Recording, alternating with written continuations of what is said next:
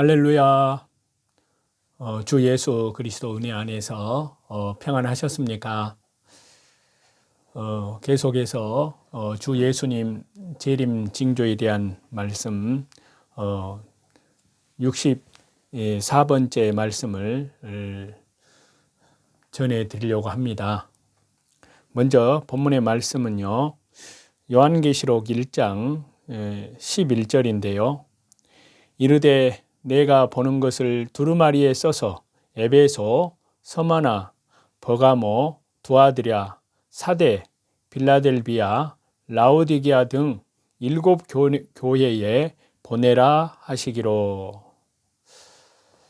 자, 계속해서 이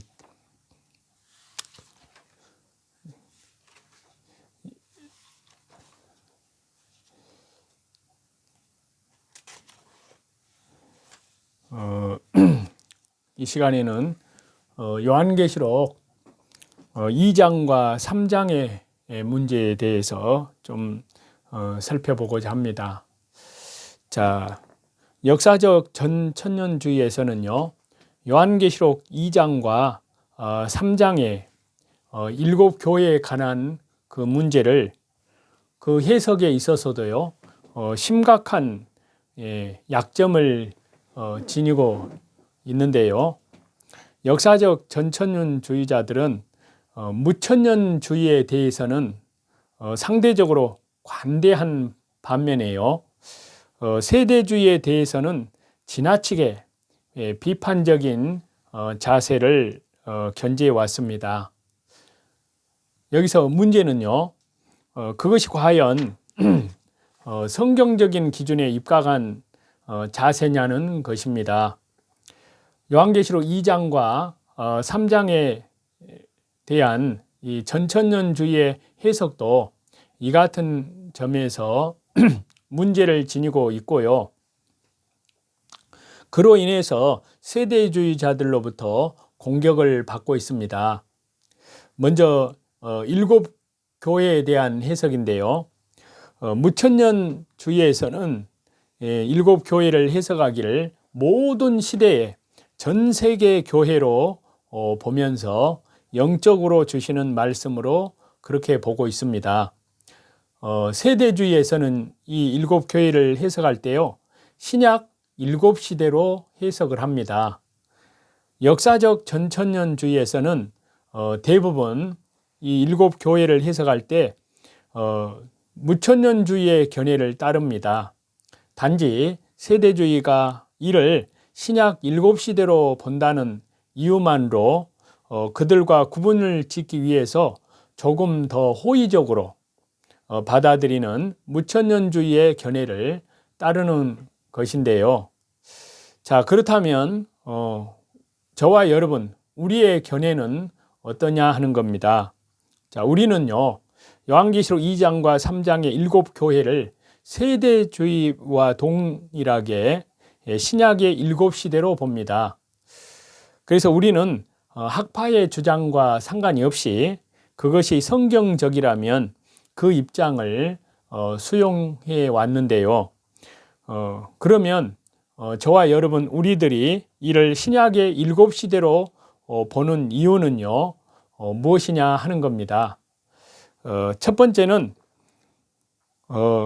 그 이유가요, 요한계시록 2장과 3장의 내용이 신약시대의 7 구분과 일치하기 때문입니다. 가장 중요한 근거는요, 신약시대가 요한계시록 2장과 3장에 소개된 소아시아 7 교회인 에베소부터 라오디게아 교회까지의 모습과 시대적으로 그 내용이 100% 일치한다는 사실입니다. 이 사실은요, 성경과 교회사가 명약관하하게 불을 보듯이 뻔하게 입증하고 있습니다. 그리고 두 번째 이유는요, 요한계시록 1장 19절에서 보시면 내가 본 것과 지금 있는 일과 장차 될 일 중에 이제 있는 일에 해당되기 때문입니다. 그래서 요한계시록 1장 19절에 보시면요. 그러므로 내가 본 것과 지금 있는 일과 장차 될 일을 기록하라. 이렇게 말씀을 하고 있는데요. 신약시대는 요한계시록 방금 읽은 1장 19절에 지금 있는 일에 해당이 됩니다. 그래서요. 요한계시록의 2장과 3장의 내용은 신약의 7시대로 보아야 합니다. 그리고 세 번째는요. 대부분 주석가들이 요한계시록 1장 19절에 이제 있는 일을 요한계시록 2장과 3장의 교회 시대로 보기 때문입니다. 대부분 주석가들이 이렇게 해석하고 있음을 우리는 알아야 하는데요. 이상근 박사는 이렇게 주장을 합니다. 7 교회를 그리스도 교회의 전 역사로 분류하는 견해가 있으나 주목을 끌지 못한다. 그러나 라오디게아 교회가 현대 교회를 표시한다는 데는 타당성이 크다고 봅니다. 라고 주장을 했습니다. 그리고 네 번째는요. 미국의 역사신학자 밀하임 박사가요. 교회사에서 신약시대를 요한계시록의 2장과 3장의 7 교회로 나누고 있기 때문입니다. 밀하임 박사는요. 그의 저서에서 이렇게 주장을 합니다. 교회사를 7시대로 나누는데 요한계시록 2장과 3장이 중요한 원리로 사용이 됩니다. 라고 주장을 했습니다. 자, 이미 역사신학에서는요. 교회사를 이렇게 나누고 있고요. 그래서 이렇게 구분하는 것에는 하등의 문제가 없습니다. 7 교회 시대의 역사가 신약시대의 역사라는 사실을 받아들여야 합니다. 그리고 5번째 이유는요. 요한계시록은 대부분 상징 기록을 통한 역사적 사건이기 때문입니다. 자, 요한계시록은요. 총 404절 가운데 278절이 구약 성경을 인용하였습니다. 그리고 요한계시록은 반드시 상징 기법으로 해석을 해야 합니다. 문자적 해석에는 한계가 있는데요.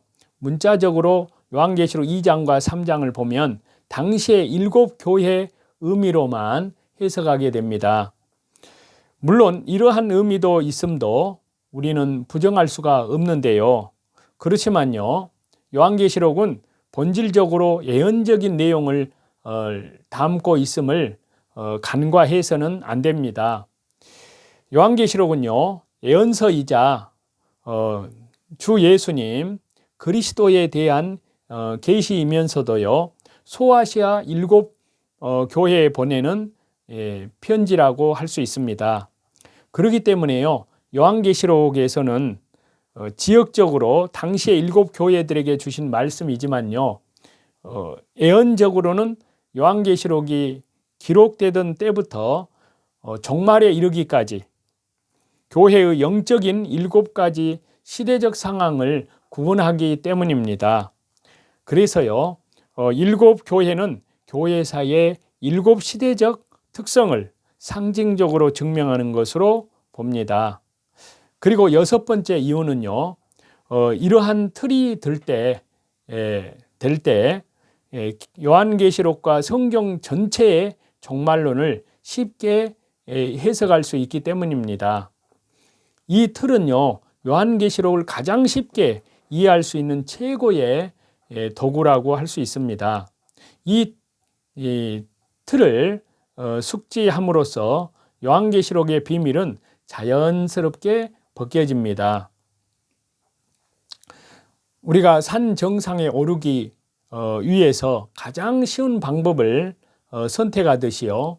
요한계시록을 정복하기 위해서 우리들은 가장 성경적이고 가장 쉬운 방법을 알아야 하는데요.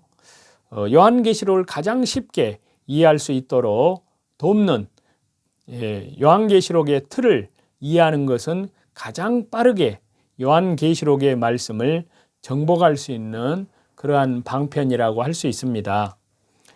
그리고 7번째 이유는요, 종말의 이 시대의 징조들을 쉽게 깨닫게 해주기 때문입니다. 오늘날에는요, 이 요한계시록의 틀을 중심으로 모든 내용이 열렸습니다. 결국 이 시대에 나타나는 징조들이 이 틀을 자연스럽게 입증시키고 있는데요.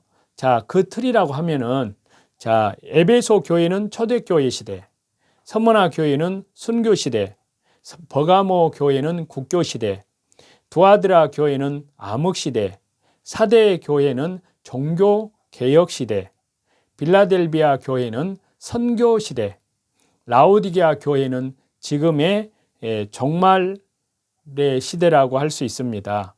그리고 그 다음에는 그래서 대환란이 오고요. 그리고 대환란 끝에 예수님이 재림하신다는 그러한 큰 틀이 있습니다. 그래서 이 시대에 나타나는 징조들이 이 틀을 자연스럽게 입증시키고 있는데요. 교회 시대는 초대교회, 순교시대, 국교시대, 암흑시대, 종교개혁시대, 선교시대, 정말 이 시대의 7가지 시대로 나누어지는데요. 에베소와 서머나는 유대인 시대이고요. 버가모와 두아드라, 사대는 유럽 시대이고요. 빌라델비아는 미국 시대, 라오디게아는 아시아 한국 시대입니다.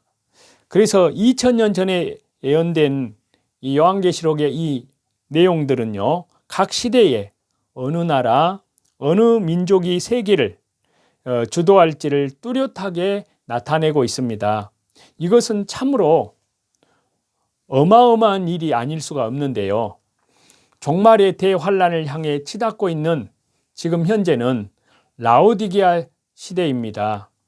지금 이 시대를 저와 여러분이 잘 주시해 보시면요, 요한계시록 2장과 3장에서 뚜렷하게 나타난 민주주의와 혼합주의, 또 세속주의가 확실하게 나타나고 있다는 사실을 주시해 볼 수가 있습니다.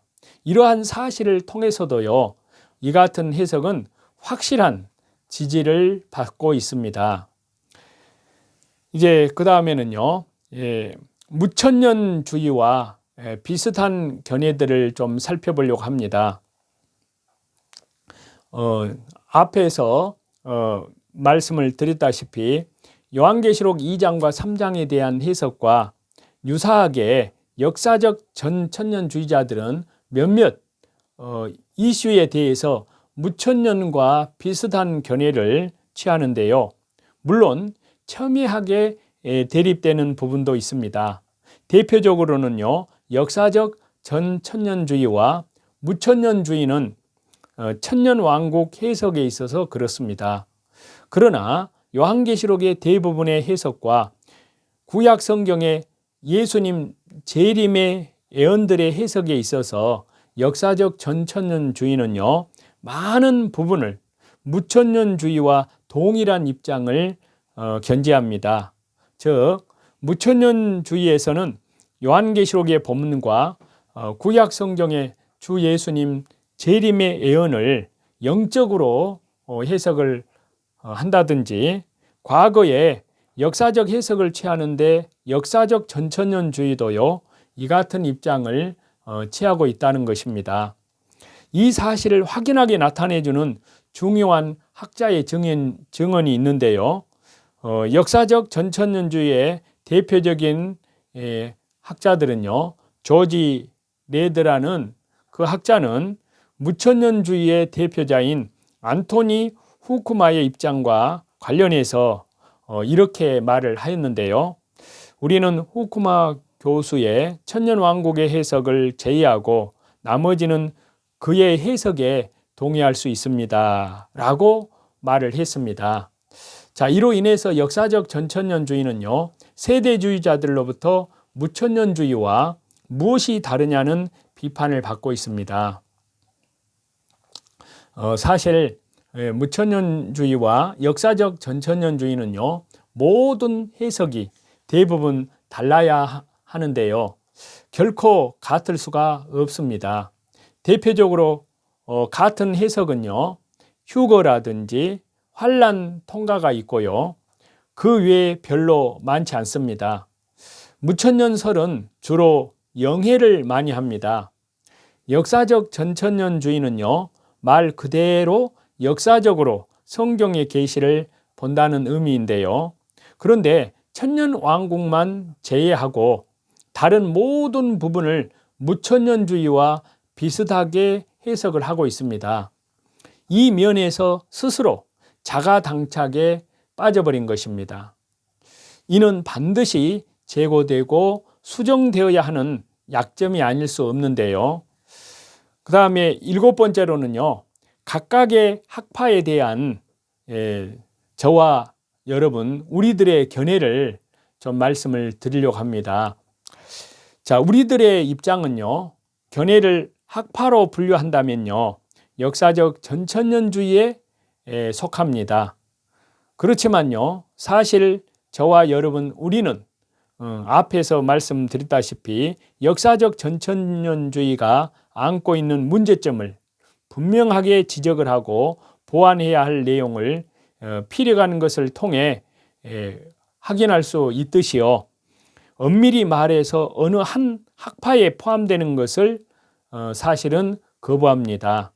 사실상 우리는요, 학파 자체 그리고 어느 학파에 포함되는 것의 의미를 부여하지 않습니다. 어느 학파의 견해이든지 우리는 그것이 성경적이고 교회와 신앙의 덕을 위해서 유익하다면 그것을 수용하고 또 그에 반하는 것은 거부하여 왔습니다. 이와 관련해서요, 여기서는 천년왕국과 관련해서 각각의 학파들의 주장과 입장에 대한 우리들의 견해를 밝히고자 합니다. 첫 번째, 무천년주의에 대한 우리의 견해입니다. 지금까지 우리는 무천년주의에 대해서는 성경적 근거가 없음을 지속적으로 역설에서 말씀을 드렸습니다. 왜냐하면요, 그 이유는 너무나도 분명합니다. 요한계시록의 본문이 장차 될 일이라고 명명백백하게 밝히고 있는 것을 철저히 무천년주의에서는 외면을 하고 요한계시록을 과거 역사와 관련을 시키거나 영해하는 그런 방식으로 해석하였기 때문입니다. 그 다음에요, 우리는 세대주의에 대한 견해입니다. 우리의 견해요. 자, 반면에 세대주의에 대해서는 일부 성경적이지만 다른 측면에서 7가지 그릇된 측면이 있음을 밝혔습니다. 우선 세대주의의 종말론은요, 징조 연구를 선도했다는 점에서 그 공로를 인정받아야 마땅합니다마는요, 또 어떤 사람들은 우리들이 징조를 강조한다는 점을 들어서 세대주의에 가깝다고 말하는데요, 이는 결코 정당한 평가라 할 수 없습니다. 우리들이 징조를 강조하는 것은요, 그것이 성경에서 강조하는 말씀이고 또 주 예수님께서도 이를 보고 깨어 있을 것을, 깨달을 것을 명하셨기 때문입니다. 어찌 성경이 강조하는 징조를 세대주의에서 강조한다고 하여서 징조를 말하는 이들 모두를 세대주의자로 분류를 한다는 그런 말이냐 하는 겁니다. 반면에 세대주의의 종말론은요, 여러 가지 문제점들이 있습니다. 첫 번째는요, 세대주의의 문제점은 지나친 문자주의를 취한다는 겁니다. 두 번째는요, 성경과 역사를 7시대로 인위적으로 나누고 구원을 설명을 하였습니다. 세 번째는요, 교회를 유대인 교회와 이방인 교회로 나누었습니다. 네 번째는요, 요한계시록 4장 이하를 유대인으로 해석을 합니다. 그리고 다섯 번째는요, 7년 대환란이 있기 전에 휴거를 주장합니다. 여섯 번째는요, 예수님의 재림을 공중재림과 지상재림, 이중재림이라고 주장을 합니다. 일곱 번째는요, 천년왕국에서 유대인이 왕권, 이방인은 백성이라고 그렇게 세대주의에서는 주장을 합니다. 자, 이들 7가지 문제점들은요, 보완하고 개선되어야만 하는데요. 다행스럽게도 최근 일부 세대주의자들이 입장에 변화가 따르고 있습니다. 그들은 역사적 전천년주의에 대해서 존중을 표하고 성경적 측면에서 조율을 시도하고 있는데요. 그러기 때문에 이후에 세대주의의 행보가 어떻게 될지가 기대가 됩니다. 이제 또 역사적 전천년설에 대해서 우리들의 입장을 말씀드리려고 하는데요. 자, 천년왕국에 대한 견해는 우리는 역사적 전천년주의가 성경적이라고 봅니다. 무천년이 주장하는 영예와 과거적 해석은 보완을 해야 합니다. 아울러 세대주의가 징조를 연구하고 징조에 담긴 의미들을 해석하고자 노력한 것들은요, 지극히 성경적입니다. 자, 지금과 같은 이상과 같은 바른 관점을 갖고 장점은 수용을 하고 단점은 거부해야 하지만요, 도리어 전천년주의는 무천년에 호의적이고 세대주의의 부정적인 기본 입장으로 인하여서요, 비성경적인 것은 수용하고 성경적인 것은 학파주의의 틀에 매여서 외면을 해버렸습니다. 하지만요, 이제라도 성경적 종말론을 보강을 하여 완벽한 성경적 역사적 전천년 해석을 내놓아야 한다고 믿습니다. 그래서 우리는요, 요한계시록과 또 마지막 때 되어지는 모든 징조들을 성경 말씀을 통해서 말씀을 드렸고, 그 과정에서 역사적 전천년주의가 보완해야 할 과제들을 정리해 왔습니다. 그래서 성경 말씀을 펼쳐들고 성경 말씀을 자세히 보는 가운데 거기에 대한 결과를 말씀을 통해서 계속 정리를 해드렸습니다. 특별히 요한계시록과 종말론에 대한 그 말씀, 그리고 징조에 대한 말씀과 이 시대의 사회, 정치, 경제, 그러한 모습 등에 대한 연구, 그런 말씀을 통해서 주 예수님의 재림이 얼마나 가까이 이르렀는지를 분명히 확인할 수 있게 하였습니다. 자, 이렇게 우리는 천년왕국에 대한 해석과 관련을 해서 전천년주의의 약점을 끊임없이 보완해 오고요, 무천년주의나 세대주의, 전천년설을 주장하는 그분들의 공격에 대해서도 효과적으로 대처할 수 있는 그러한 방편까지도 말씀을 드렸습니다. 자, 어쨌든 저와 여러분이 살고 있는 이 시대에 보면은 참으로 무서운 시대가 진행되고 있다는 것을 우리는 알아야 됩니다. 그런데 교회는 시대의 급변화에 대해서 별다른 반응이 없다는 것입니다. 모든 것을 무너뜨리면서 새로운 리셋으로 다가오는 그러한 시대인데도 말입니다. 정치, 경제, 사회, 문화, 교육, 우리 삶의 모든 분야에 광범위한 리셋이 지금 진행되고 있습니다. 두려운 일은 이 리셋이 종교 분야에게까지, 신앙의 분야에까지 그 영향을 미쳐서요, 우리 기독교마저, 이 교회마저 새로운 리셋의 대상이 되고요, 본격적으로 새로운 시대에 걸맞는 새로운 종교의 탄생을 진행하고 있습니다. 그러나 성경은 결단코 종교가 아닙니다. 종교의 배후에는 악한 영, 사탄이 그 배후에 있습니다. 그러나 성경은 오직 하나님, 창조주 하나님, 성부, 성자, 성령, 삼위일체 하나님께서 영원한 생명, 영원한 변치 않는 그 진리, 영원한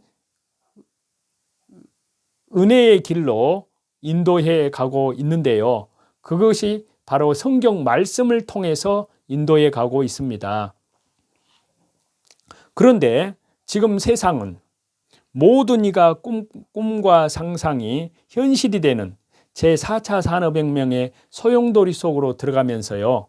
휴먼 1.0의 시대를 벗어나서 휴먼 2.0의 시대를 맞이하며 이루어지는 리셋은 아주 은밀하면서도 공공연하게 비밀 같으면서도 모두에게 알려지는 형태로 진행되고 있습니다. 교회도 이 혁명의 소용돌이에 함께 돌아가면서 새로운 부흥의 전기를 마련코자 노력하고요. 다양한 새 시대의 준비를 위한 세미나, 교육 등이 이루어지고 있지만 이에 대한 경고의 메시지는 찾아볼 수가 없습니다. 조금만 노력한다면 새로운 시대의 중심부에 위치한 무서운 음모, 그러한 것을 적그리스도의 그런 음모를 발견할 수가 있는데요. 이를 보지 못하고 우리 교회가 새 시대에 동조하면서 따라가도록 교육하고 안내하는 무서운 일이 일어나고 있습니다.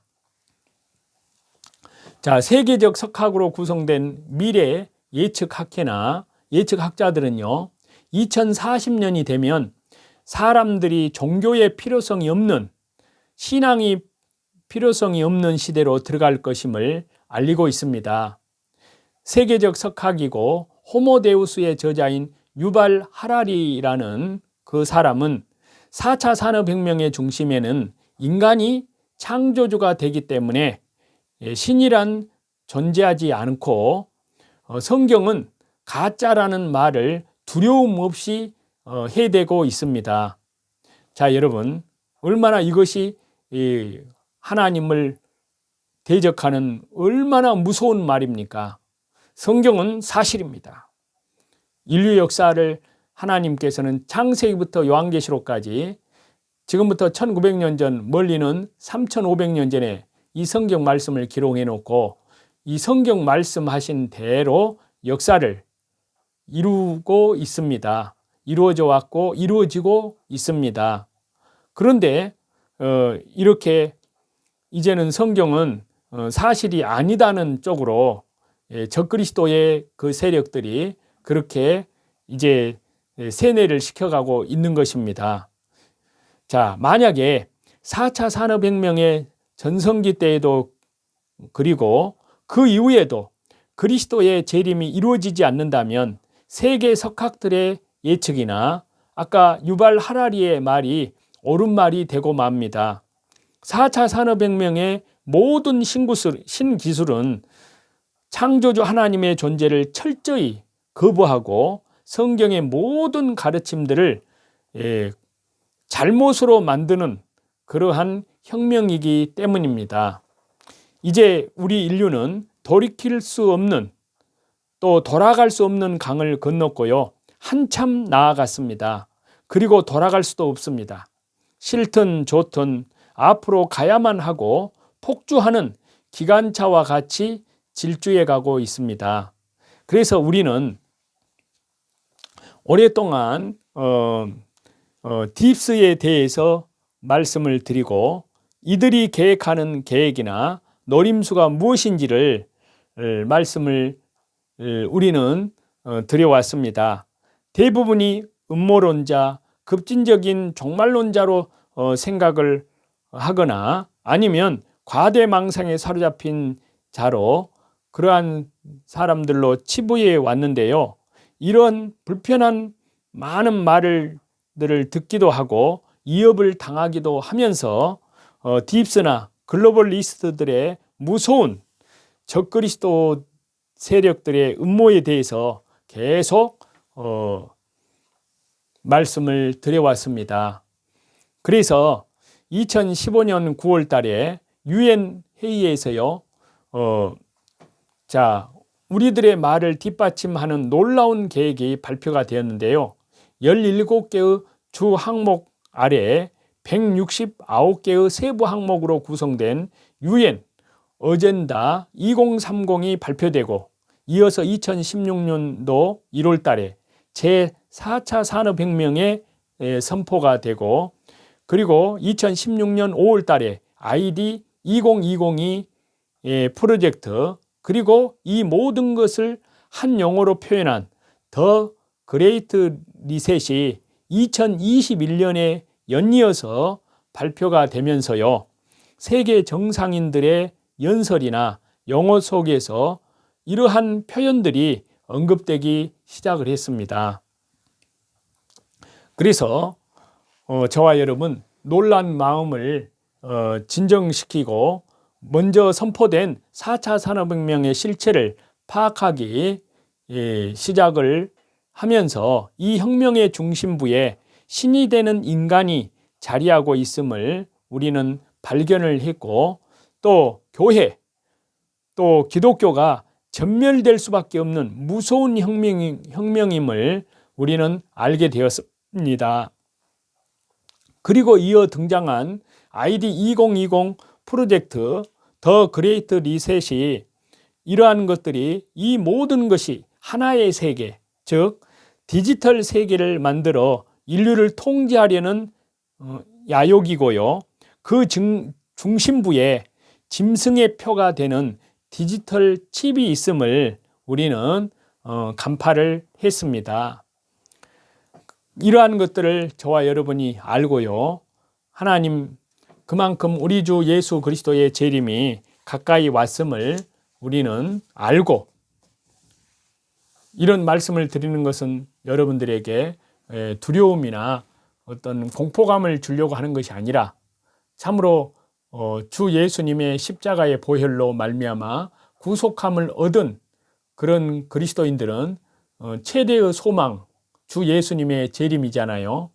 그러나 이 말씀을 듣는 여러분들 가운데 교회는 다니지만 참으로 확실하게 거듭난 경험이 없다든지, 구원받은 경험이 없다든지, 또 회개한 적이 없다든지, 그런 분들은 하루속히 하나님 말씀을 통해서 이 성경이 사실한 것을 알고, 천국과 지옥이 있다는 것도 알고, 그리고 죽음 건너편의 영원한 세계에 대한 영혼의 문제를 심각하게 하나님 앞에 내놓고 간절히 회개 기도하면서 말씀과 성령으로 거듭날 수 있는 그러한 귀한 은혜가 주어지기를 간절히 기도하는 마음으로 이렇게 말씀을 드리고 있습니다.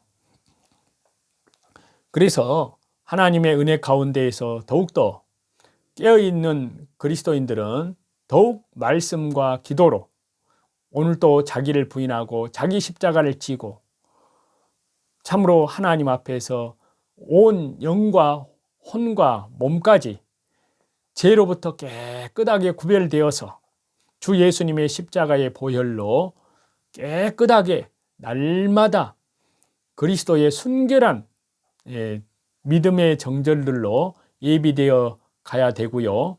아직 구원받지 못한 분들은 참으로 복음 사경회를 통해서 예수님의 십자가의 보혈로 구속함을 얻는 그러한 성령님의 귀한 역사를 간절히 있기를 축원합니다. 찬송 드리시겠습니다.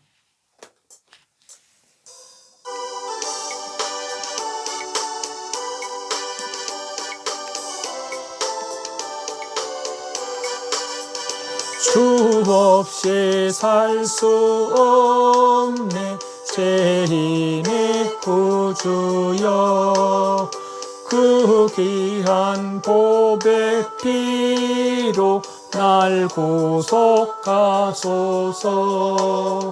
구주의 사랑으로 흘리신 보혈이 내 소망 나의 위로 내 영광 됩니다. 주 없이 살 수 없네. 나 혼자 못 서리. 힘없고 부족하며 지혜도 없도다. 내 주는 나의 생명 또 나의 힘이라. 주님을 의지하여 지혜를 얻으리. 주 없이 살 수 없네. 내 주는 아신다. 내 영의 깊은 간구 마음의 소원을 주밖에 나의 마음 열어주리요. 내 마음 위로하사 평온케 하시네. 주 없이 살 수 없네. 세월이 흐르고 이 깊은 고독 속에 내 생명 끝나도 사나운 풍랑일 때 날 지켜주시니 내 곁에 계신 주님 늘 힘이 됩니다. 아멘.